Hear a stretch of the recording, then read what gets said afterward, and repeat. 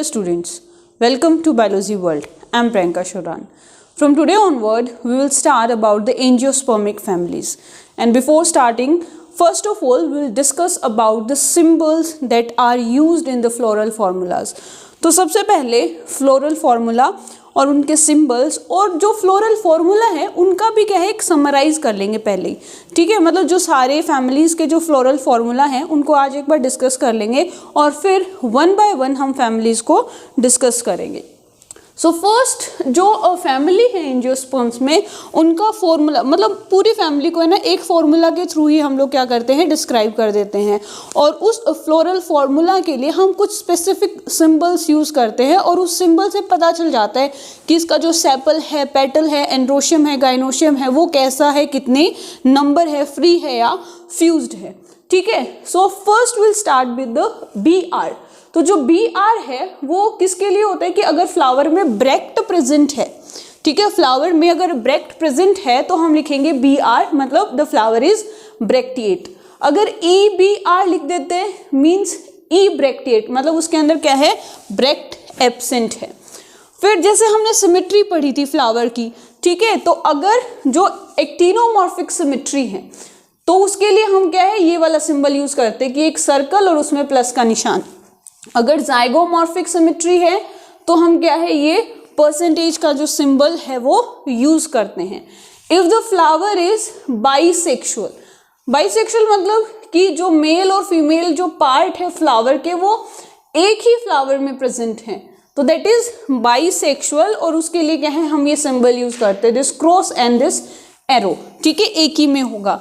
अगर male flower है, ठीक है, यूनिसेक्सुअल फ्लावर्स है और यूनिसेक्सुअल में क्या है दैट इट इज स्टेमिनेट, मतलब मेल फ्लावर है, ठीक है, तो हम ये सिंबल यूज करते हैं a circle and a arrow. If the flower is pistillate मतलब फीमेल फ्लावर है, ठीक है, यूनिसेक्सुअल में फीमेल फ्लावर है तो हम जिस सर्कल और ये प्लस का जो सिंबल है हम यूज करते हैं। If there is epicalyx is present in the flower then will use EPI, ठीक है, EPI एपिकैलिक्स के लिए और कैलिक्स के लिए हम यूज करते हैं K। तो बच्चे कैलिक्स और कोरोला में बहुत ज्यादा कंफ्यूज हो जाते हैं, तो कैलिक्स K, ठीक है, मतलब क्या है एक समहाउ एक जैसा ही वो जो आवाज आ रही है, ठीक है, तो कैलिक्स और K। कैलिक्स का मतलब क्या है सेपल्स, कैलिक्स इसकी मतलब जो यूनिट है तो वो क्या है सेपल्स हैं, सेपल्स आपस में मिलके कैलिक्स बनाती हैं। और अब हमने पढ़ा था कि जो सेपल्स हैं वो फ्री भी हो सकती है, फ्यूज्ड भी हो सकती हैं। तो फ्री है इसका मतलब पॉलीसेपलस, फ्यूज्ड है इसका मतलब गैमोसेपलस। तो फॉर एग्जांपल N का मतलब है कुछ भी number, the number of sepals present in a flower. तो सिंपल N लिखा हुआ है इसका मतलब क्या है कि जो सेपल्स हैं वो फ्री हैं। लेकिन अगर हम इसको ब्रैकेट लगा देते हैं, ठीक है, ब्रैकेट में क्लोज कर देते हैं, इट मीन कि जो सेपल्स हैं वो फ्यूज्ड हैं।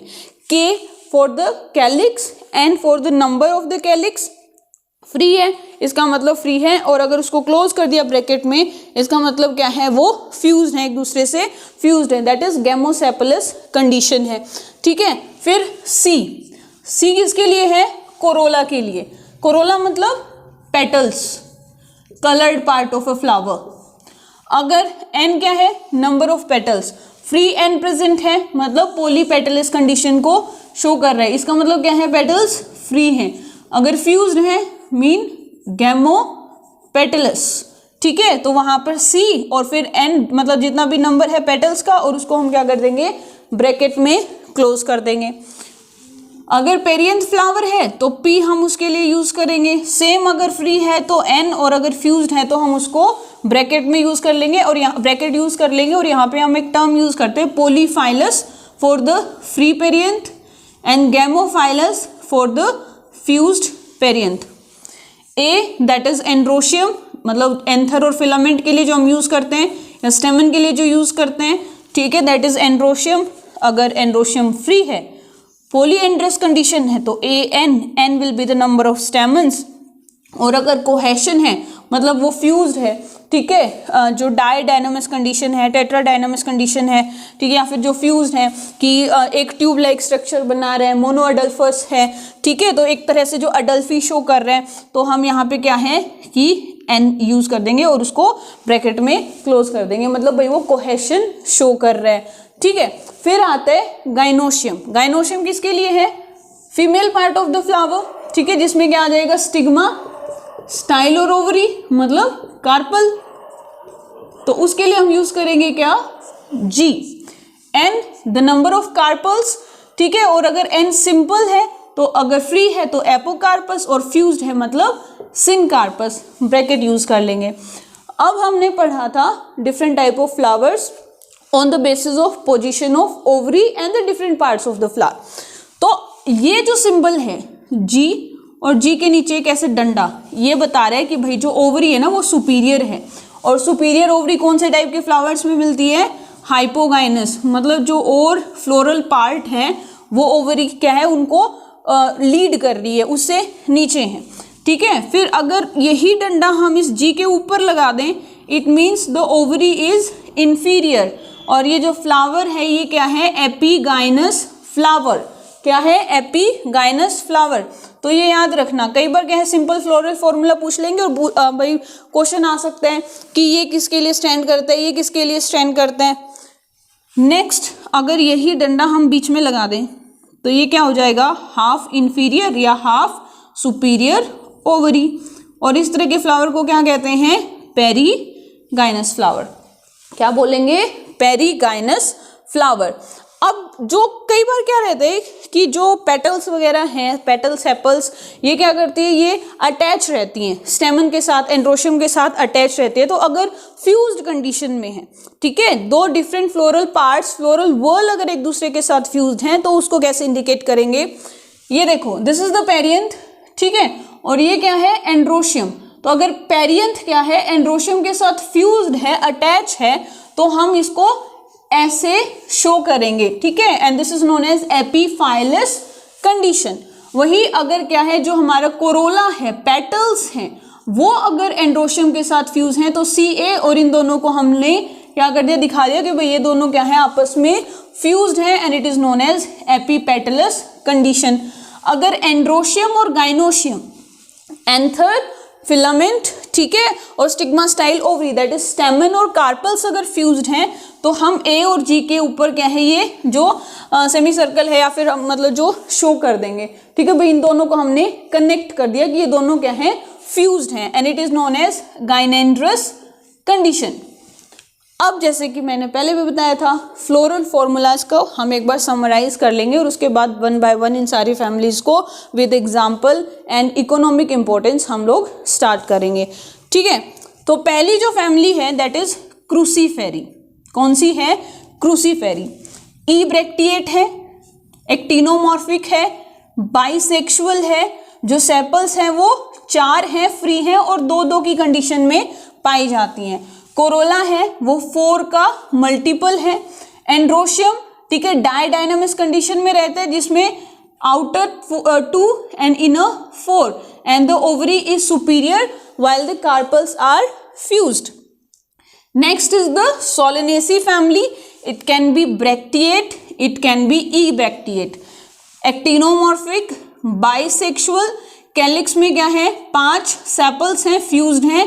कोरोला में भी 5 पेटल्स हैं, फ्यूज्ड हैं, लेकिन इन पेटल्स के साथ एंड्रोशियम भी फ्यूज्ड है और एंड्रोशियम का नंबर है 5 और सुपीरियर ओवरी है जिसमें 2 कार्पल्स हैं और कार्पल्स क्या है? फ्यूज्ड हैं, ठीक है। Next is the Liliaceae family. It is bracteate, actinomorphic, bisexual and perianth present है।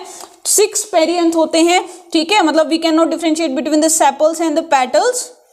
और इसमें जो 6 होते हैं, 6 में भी क्या है? 3-3 की वॉल में प्रेजेंट रहते हैं। They can be free और they can be fused। Androecium भी क्या है कि उसमें 2 ट्यूब लाइक स्ट्रक्चर्स या 2 ग्रुप में प्रेजेंट रहता है। एक ग्रुप में 3 है और एक ग्रुप में 3 है, तो टोटल हो गए 6। अगेन द ओवरी सुपीरियर और जो कार्पल्स हैं उनका नंबर 3 है और वो आपस में क्या है? फ्यूज्ड हैं। नेक्स्ट इज द पोएसी या ग्रामिनेसी फैमिली भी कहते हैं इसको, ठीक है। ब्रैक्टिएट है लेकिन ये कैसा है? Zygomorphic, bisexual, 2 perianth, 3 androecium, superior ovary, ठीक है। क्या है? सुपीरियर ओवरी 1 भी हो सकती है, 3 भी हो सकती है और 3 होंगी तो फ्यूज्ड होंगी। फिर जो लास्ट है दैट इज लेग्यूमिनेसी।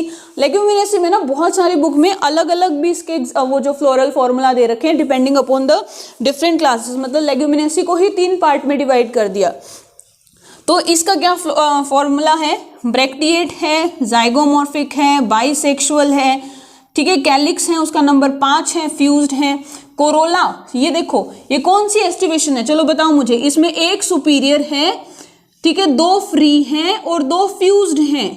किस तरह की एस्टिवेशन है ये आपको मैं पढ़ा चुकी हूँ, और इस एस्टिवेशन का आप लोग मुझे नाम बताओगे कमेंट बॉक्स में, ठीक है, कि ये कौन से टाइप की एस्टिवेशन है जिसमें एक सुपीरियर पेटल है, ठीक है, फिर कील है, विंग्स हैं, इतना नाम मैंने बता दिया, उसके आगे तुम मुझे बताओगे, ठीक है। एंड्रोशियम में क्या है, 9 फ्यूज्ड है और एक फ्री है, तो टोटल 10 स्टेमन है, सुपीरियर ओवरी और वो भी एक है और वो कैसी है, फ्री है, ठीक है।